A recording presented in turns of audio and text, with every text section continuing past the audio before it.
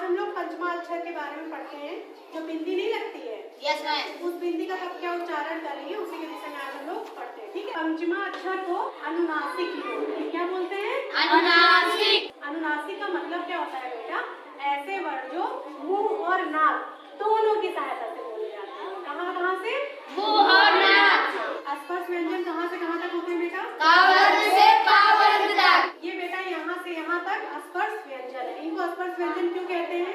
क्योंकि हमारे कंठ, तालु, मूर्धा, दंत, ओठ इन सबकी सहायता से इनका उच्चारण हम लोग करते हैं, ठीक है। ये जो सारे वर्ग हैं इनको ऊर्ध्वाधर मतलब खड़ा खड़ा और क्षैतिज दोनों तरीके से बांटते हैं, ठीक है। पंचमा अक्षर का मतलब पांचवा अक्षर।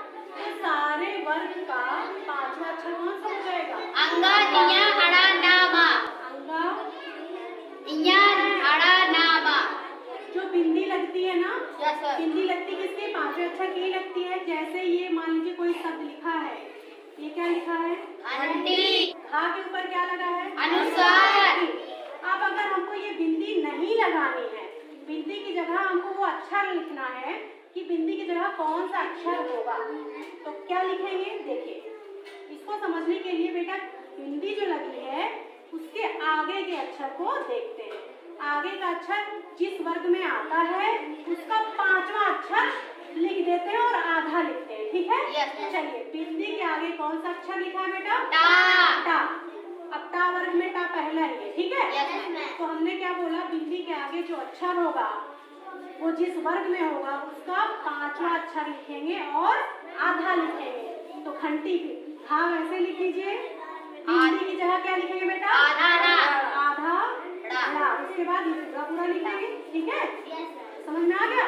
अभी तक बहुत से लोग घंटी को ऐसे भी लिख सकते थे, हाँ ना आधा ना और टी, तो ये गलत है। समझ में आ गया?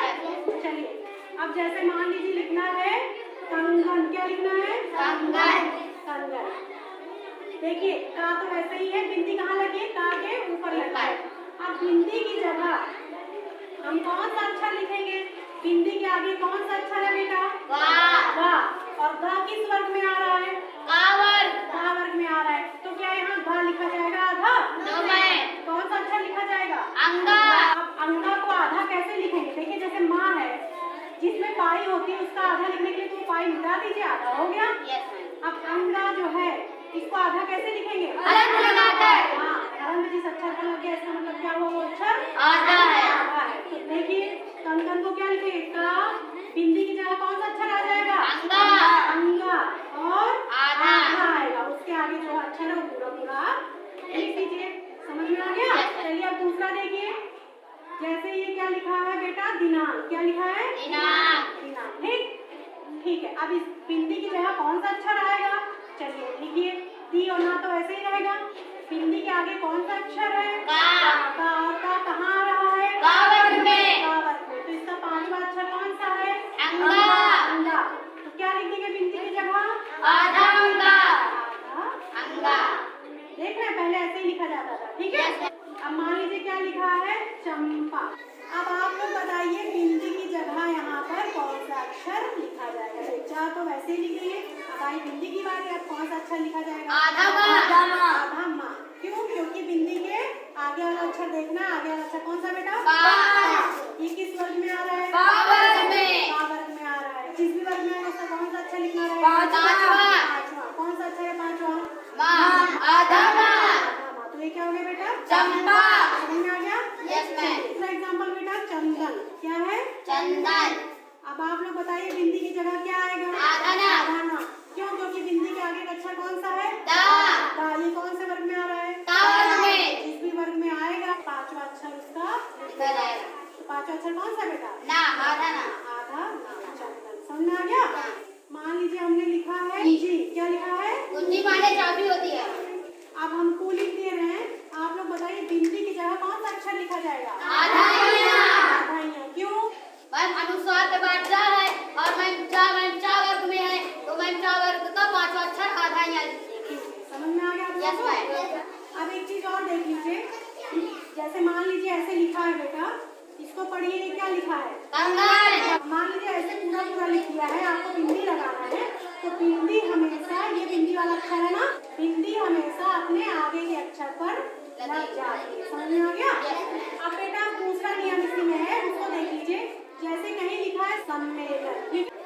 अब ये बताइए, ये जो आधा अक्षर है इसको हम आगे के अक्षर पर विसर्ग लगा करके लिख सकते हैं? Yes ma'am.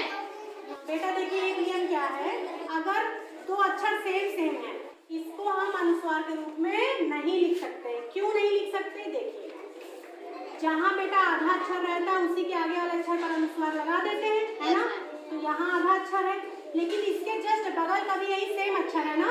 अगर सेम वर्ड आए, पहला वाला आधा रहे और दूसरा वाला पूरा रहे, लेकिन ये दोनों अक्षर सेम रहे, ये दोनों अक्षर सेम रहे, तब हम बिंदी के रूप में नहीं लिखते। जैसे कहीं लिखा है सम्मानित, अब क्या आधा माँ की जगह यहाँ आगे वाले अक्षर पर अनुस्वार लगा सकते? मतलब ऐसे लिख सकते हैं? क्यों नहीं लिख सकते? क्योंकि मैम दोनों अक्षर सेम है, एक आधा एक पूरा। एक और नियम देख लीजिए, जैसे मान लीजिए कहीं लिखा है ये क्या लिखा है, पढ़िए, कंचन।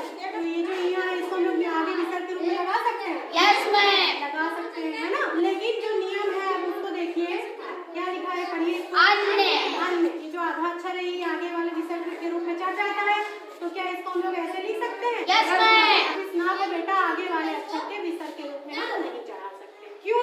विसर्ग के रूप में हम तब चढ़ा सकते हैं जब जो आधा अक्षर है उसके आगे का अक्षर है वो दोनों एक ही वर्ग के हैं, ठीक है?